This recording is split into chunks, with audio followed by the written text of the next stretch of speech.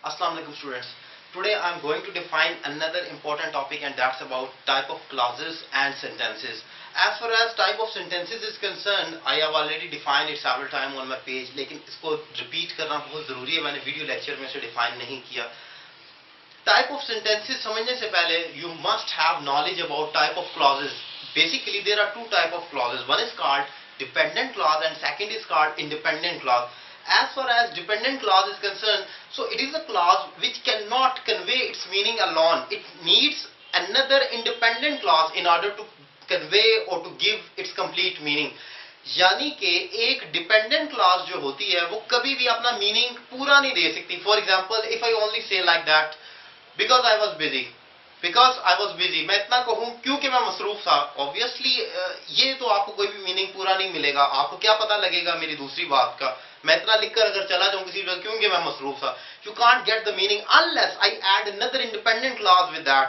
And if I say I couldn't join them because I was busy.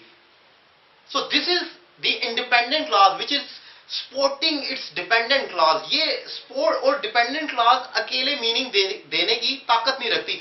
पूरी English, I can say throughout your English, if you just scroll down each and everything and you look back, so you will find all these type of sentences and clauses in front of your eyes. Whenever you will look into deep level, आप जब गहराई में देखते हैं, वैसे तो हमें अगर ना पता हो तो ठीक है, लेकिन अगर आप ऑब्जर्व करें ये सीखने के बाद तो आपको पता लगता है कि ये सारी इंग्लिश स्ट्रक्चर पर ही मबनी है अपने, और उस स्ट्रक्चर के अंदर ये क्लॉजेज है.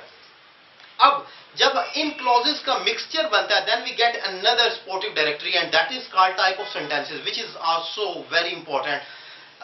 टाइप ऑफ सेंटेंसेस आपकी जान कभी भी नहीं छोड़ती इतनी जल्दी. ये आगे तक चलती रहती हैं, एडवांस लेवल तक, क्योंकि आगे जब आप सीखते जाते हैं, जुमले जुड़ते जाते हैं, तो ये क्लॉजेज और सेंटेंसेस ही बनते हैं जो कि अपने डिफरेंट मीनिंग देते हैं. उनको जानना बहुत जरूरी है. So that is why I have chosen that topic today and I am going to define it. I have written down only two types before on my whiteboard, which you can see, but on next lecture, which is just related to that topic, I will post it in the next session, which is just subjective to that. अब हम सबसे पहले define करेंगे number one type of sentence, and this is called a simple sentence.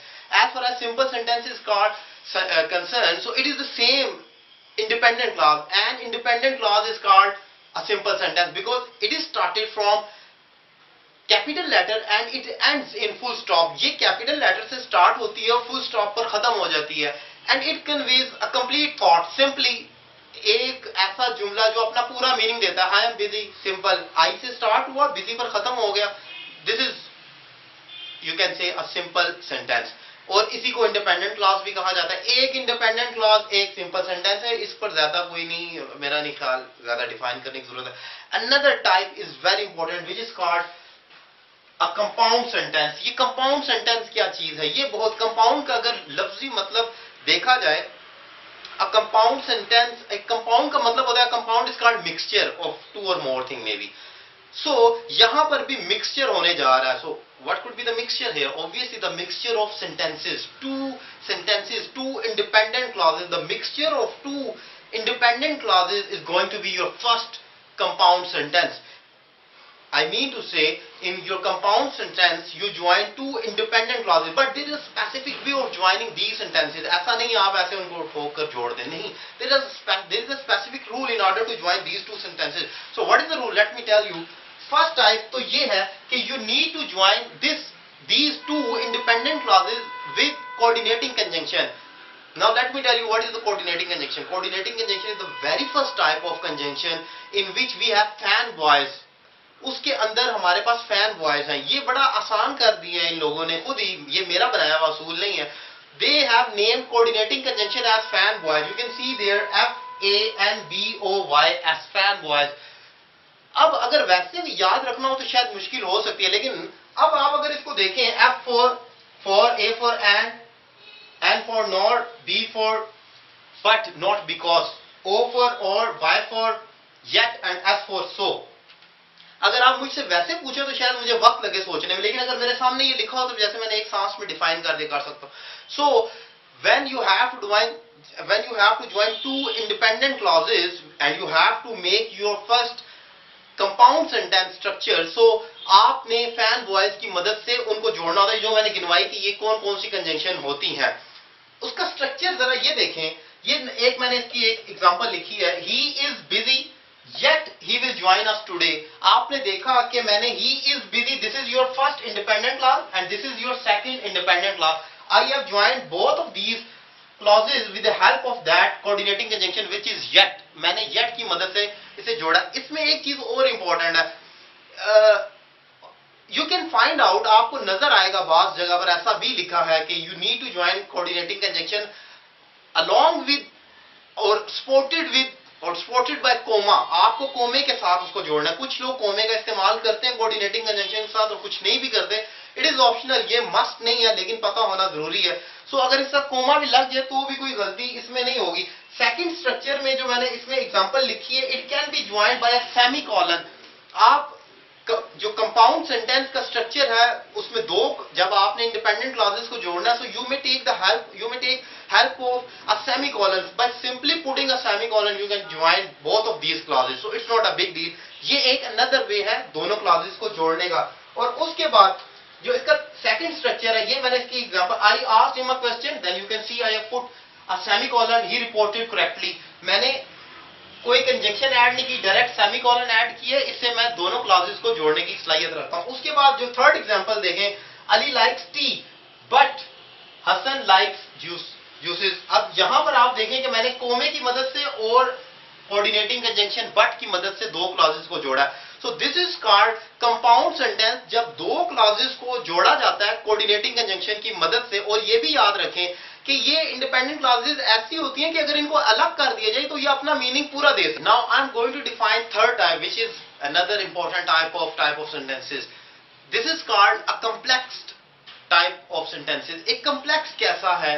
Complex नाम से पता लग रहा है थोड़ा सा पेचीदा, लेकिन है नहीं। As far as the complex sentence is concern, so it has one independent and one dependent clause. A mixture of simply a dependent and an independent clause is called a complex sentence, which is joined by subordinating conjunction. Mind it, this is not coordinating conjunction. I am not talking about fan voice. Now I am talking about subordinating conjunction. As far as subordinating conjunction is concerned, so let me tell you what is that. However, where, because, although, since, who, when.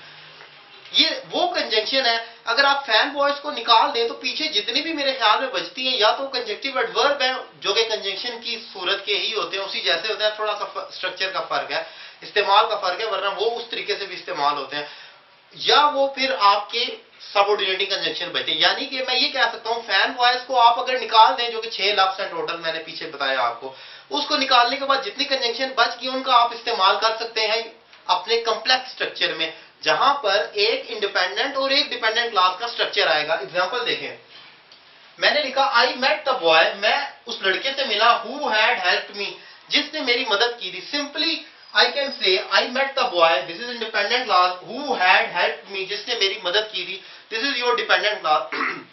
So I have joined one independent and second dependent class, this is simply a complex sentence structure। अब यहां पर आप देखें दूसरी example, you can't pass the test unless you work hard। तुम test pass नहीं कर सकते unless, ये जो फर्स्ट स्ट्रक्चर है you can't pass the test, ये आपकी इंडिपेंडेंट क्लॉज होगी, और unless you work hard ये आपकी डिपेंडेंट क्लॉज होगी। अब यहां पर एक छोटा सा ट्रिकी पॉइंट है, वो जरा सा आपने ध्यान में रखना है, वो ये है कि अगर आपका कॉम्प्लेक्स स्ट्रक्चर उसका स्टार्ट हो रहा है किसी इंडिपेंडेंट क्लास से, तो आपको कोमे की जरूरत नहीं है।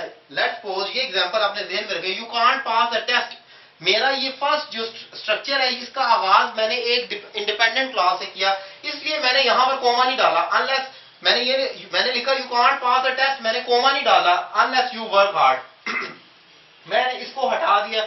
रीजन ये है कि ये इंडिपेंडेंट क्लास से इसका आगाज हुआ है। लेकिन अगर मैं ये कहूं अनलेस यू वर्क हार्ड, मैं अपने कॉम्प्लेक्स स्ट्रक्चर का आगाज एक डिपेंडेंट क्लास से करूं, तो फिर कोमा आएगा।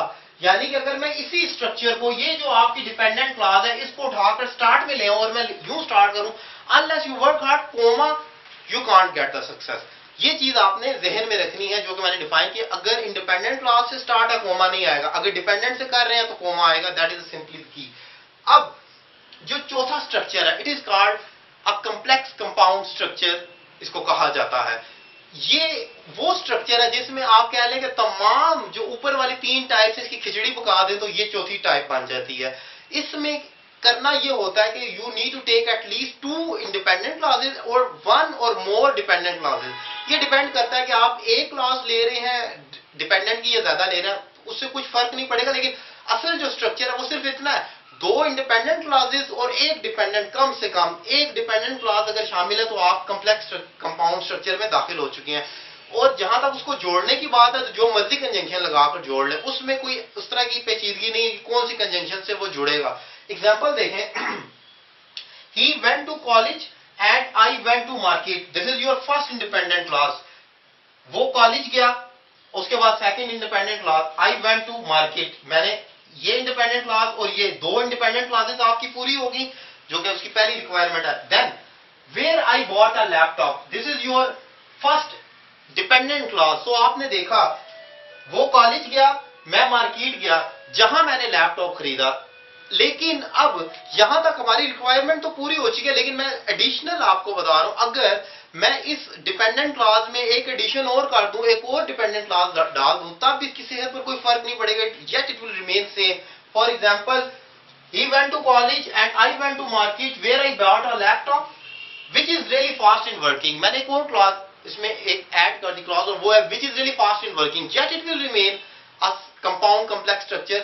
मैंने जैसा कि बताया कि उसमें एक डिपेंडेंट या एक से ज्यादा डाल दें आप, कोई फर्क नहीं पड़ेगा, लेकिन कम से कम 2 इंडिपेंडेंट और एक डिपेंडेंट का होना तो बहुत जरूरी है।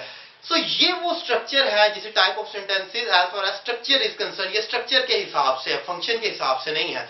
सो ये स्ट्रक्चर के हिसाब से वो क्लासिफिकेशन एंड सेंटेंसेस की जो कि आम तौर पर इस्तेमाल होती है।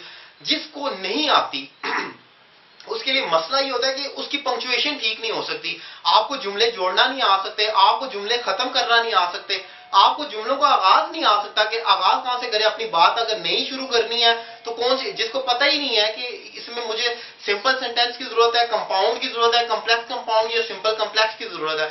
तो जब तक आपको टाइप ऑफ सेंटेंसेस नहीं आते, आप बेसिक लेवल तक तो टेंसेस सीखते रहते हैं, लेकिन उन टेंसेस की मदद से सेंटेंसेस बनाना आपके लिए मुश्किल हो जाता है। टेंस की जहां तक बात है वो सिर्फ टाइम को डील करता है, ही वेंट सिंपली, लेकिन अगर एक टेंस बहुत सारे टेंसेस को मिला दिया जाए तो सेंटेंस बन जाता है। सो यहां पर आपने याद रखना है कि टाइप ऑफ सेंटेंसेस इतनी आसानी से आपकी जान नहीं छोड़ेंगे और आगे भी आपको इसकी काफी जरूरत पड़ेगी, इसलिए ये लेक्चर आपके लिए काफी हेल्पफुल रहेगा। Thank you.